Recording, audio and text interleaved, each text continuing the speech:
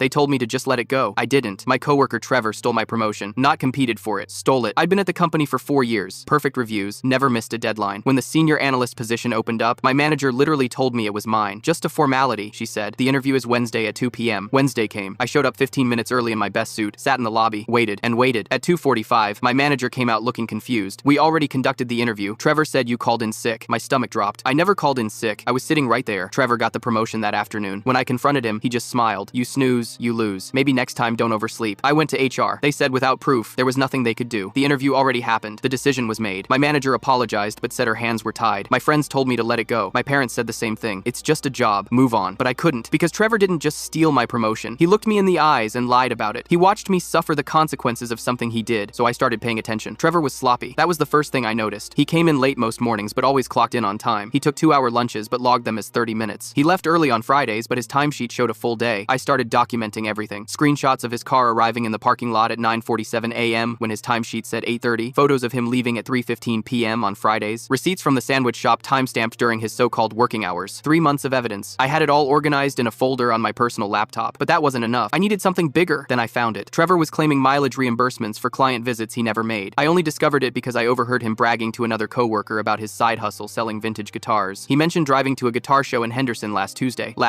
The same day his expense report showed a client meeting in Boulder. 180 miles round trip, $105 in reimbursements. I pulled 6 months of his expense reports, cross-referenced them with his social media, his girlfriend's Instagram, his band's Facebook page. The guitar show in Henderson wasn't a one-time thing. He'd been doing this for over a year. Client meetings that never happened. Mileage for trips he never took. Conservative estimate, over $8,000 in fraudulent reimbursements. That's not a policy violation. That's theft. I compiled everything into a single document. Time-stamped photos, expense reports, social media posts, a detailed timeline showing exactly how he did it. Then I waited. Trevor's 6-month performance review was coming up, the one where they'd evaluate whether he deserved to keep his promotion. I knew the CFO would be involved because of the budget implications of his new salary. The morning of his review, I sent an anonymous email to the CFO with the subject line, "Expense report irregularities, urgent." I attached everything. At 10:30 a.m., Trevor walked into the conference room expecting praise. By 11:15, he was escorted out by security. No box, no goodbye. Just his badge on the front desk and 2 HR reps watching him leave. The company pressed charges. Turns out $8,000 in fraudulent reimbursements is a felony. Trevor's lawyer got it pleaded down, but he still did 60 days in county and has to pay full restitution. His LinkedIn now says he's exploring new opportunities. It's been 14 months. The best part? They offered me his position the same week. Not as a replacement, as a correction. My manager pulled me aside after the announcement. She looked at me for a long moment. That anonymous email had a very familiar writing style. I just shrugged. Guess someone was paying attention. She nodded slowly. Guess they were. Trevor's mom reached out to me on Facebook last month. She asked if I could write him a character reference for a job application. Said he's really struggled since everything happened. I left her on red. Some things you just can't let go.